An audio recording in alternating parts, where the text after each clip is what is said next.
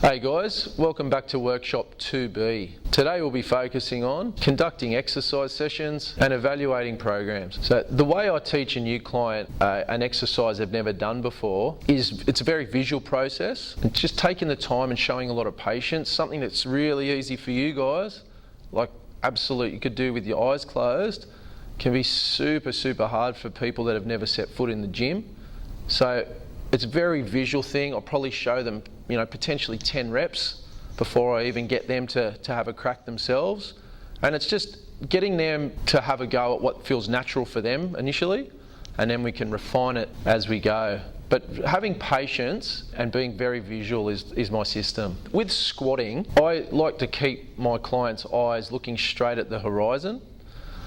I actually, if there's no weight involved, as the client's going down into the squat, I like them to actually raise their arms out in front of them, if not over their heads, because it gets all their shoulders and posterior chain firing. I like my clients' feet to be slightly turned out, just ever so slightly turned out, shoulder width apart, and as they're going down into the squat, their knees pushing out over their toes. Not going over their toes, but pushing out like they're sitting down on a toilet. With the tempo of a squat, I try and keep it quite simple. Down for 1 second, no pause at the bottom. Up for 1 second, no pause at the top. Maybe if the client has weak glutes, I might get them to squeeze their butt for like 1 second at the top. And with breathing, initially, just what comes natural. As long as they're not holding their breath, I'm not too concerned. As long as they're actually getting air in, getting them to feel what feels natural for them. Initially, to get the client feeling comfortable, you can definitely use props. You can use a Swiss ball behind their back, some foam blocks for them to sit on, even a bench that they can sit on. It gives them a little bit of feedback. It gives them a bit of a safety blanket so they don't feel like they're going to fall off. And in time, as their strength improves, as their confidence improves, you can take all those props away. Lunging is a bit more complicated, particularly with people with weak hips and glutes and bad knees and ankles, but all that disregarded, if the client's ready to lunge, I literally say, look, it's like taking one big step forward, dropping the back knee to the floor, try not to get the front knee pushing over the front toe. And I'm a bit of a posture Nazi, so don't stoop in your posture. Try and keep your chest up and then raise nice and slowly, bringing your feet back to the starting position. So if people can't do a lunge, which is actually quite a lot of my clients who are injured or have bad knees, I like a step up. It's a very similar motion to a lunge. You're getting the knee at 90 degrees, your hip at 90 degrees, firing the glutes up. So the step up for me, bit of an old school exercise, but it's one of my favourites. Lunging, like similar to squat, you can use props, like wooden broomsticks are a fantastic one to help stability, or even holding TRX straps are another really good prop to help someone stay a little bit more stable. Even a railing, things like that they can just hold onto and stabilise themselves are fantastic props. Tempo with a lunge, similar to the squat, 1 second down, no pause, 1 second up, no pause. And I'm going to try and keep it simple. The old breathe when you know how to. Get the air in as you see comfortable. If you start trying to get too fancy with breathing techniques, it can really detract from their own lunge technique. So as long as they're breathing, as long as they're getting air in and not holding their breath, I'm happy with that. So with push-ups is one of the exercises that most people think is pretty simple. Probably one of the worst executed exercises I see in the gym, particularly with blokes. Like, they do it terribly. I am a bit of a stickler with push-ups. I don't like them getting done off the knees. It's really very hard to progress from doing push-ups off the knees. So I'll start clients doing them off the toes, but off like a railing or a bar, a stretch bar, something like that, even a wall. So they can actually get used to firing their shoulders, their core, activating their glutes, pelvic floor through that whole movement. I think it's really critical to tuck your chin just a little bit and not look up. Looking up engages your neck.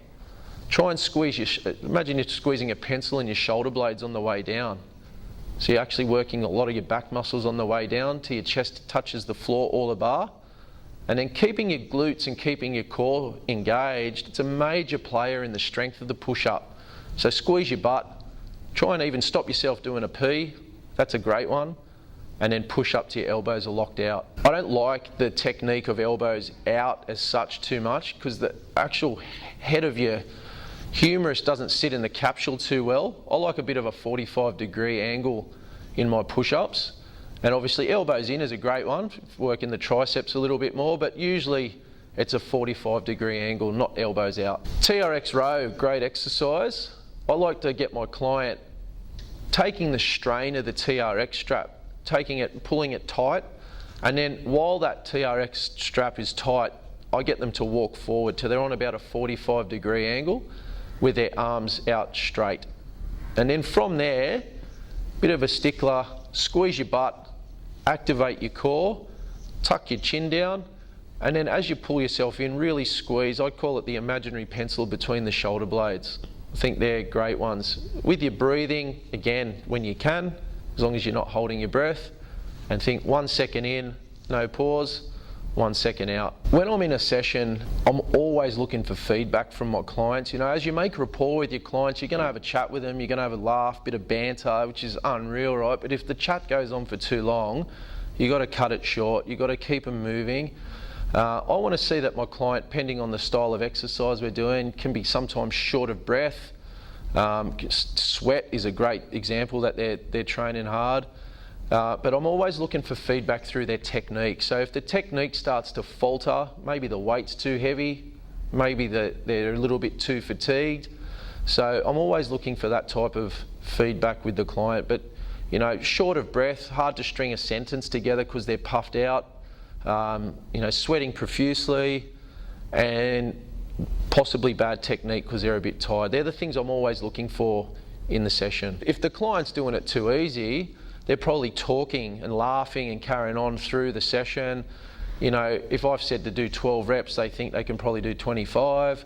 You know, there's key indicators that will be very, very obvious for you guys when the client's not working hard enough, like blowing rest breaks out. Some people are the master of stalling tactics.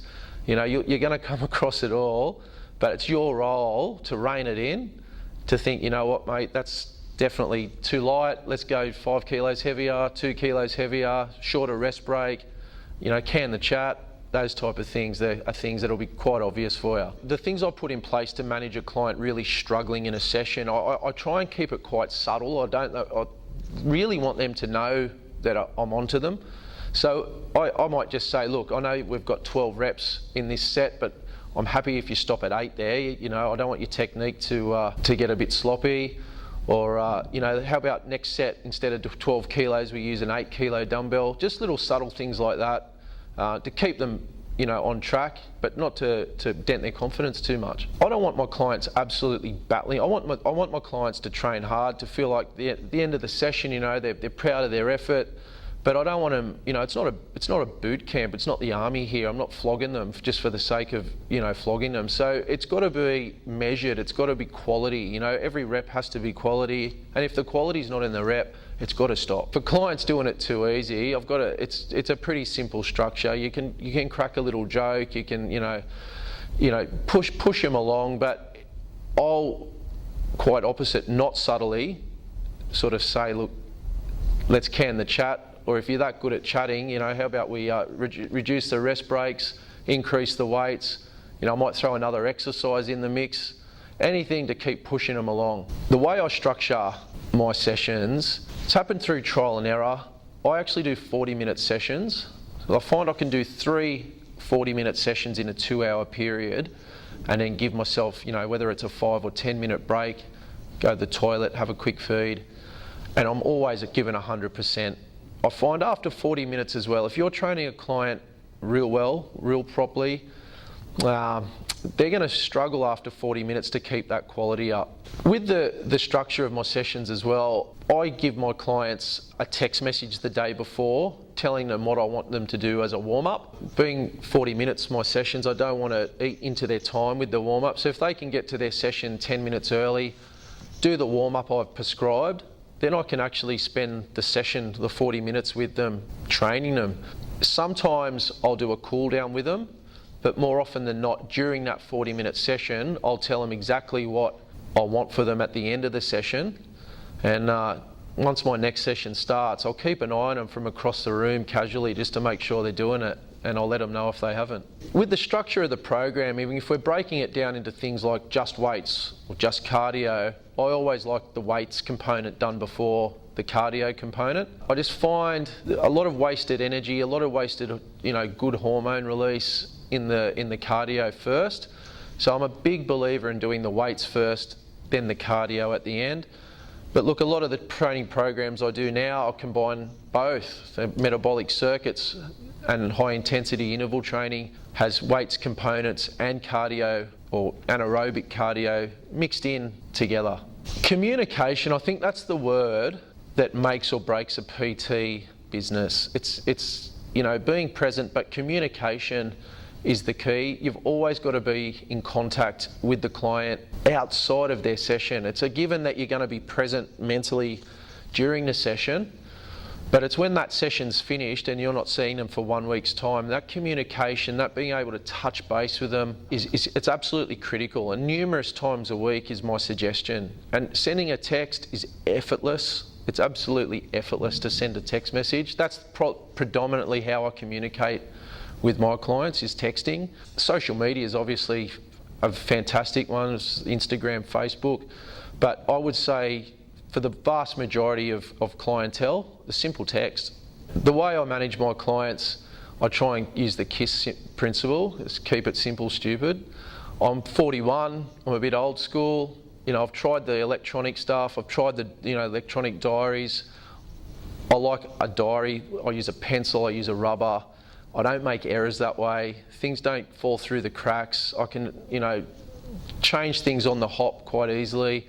That's the way it works for me. A lot of people I work with, have a laugh at me for doing that, but that's my system. I reckon it's foolproof. The way I manage a client, let's say that the session's just finished, we've wrapped it up. I usually, in person, face to face, try and verbally lock in the next training session they'll do, e.g. same time next Wednesday, 10 a.m. Then literally without fail, I will call them, but usually text them the next day, following them up. How do you feel? How do you enjoy the session? This is what I want you to do between now and next time I see you. And yeah, I'll see you at 10 a.m. next Wednesday. My cancellation policy, it's a curly one. You can be way too lenient, you can be way too strict. I think you have to be somewhere in the middle. It's the nature of the business, there's going to be cancellations. I've been doing this for a long, long time, and I've never, ever, still to this day, had a week where I haven't had one cancellation. So, look, I try and ask my clients as a minimum to give me 12 hours notice. 24 is ideal, but 12 hours a bit more realistic. If they can give me 12 hours, we can work a time out to reschedule, hopefully that week. But if not, I give the option to do 2 sessions the following week, so they're not missing out, and really, because therefore I'm not missing out. With payment with a client, I try and keep it simple. I give them 2 options. It's either, electronically or cash. I like payment in advance.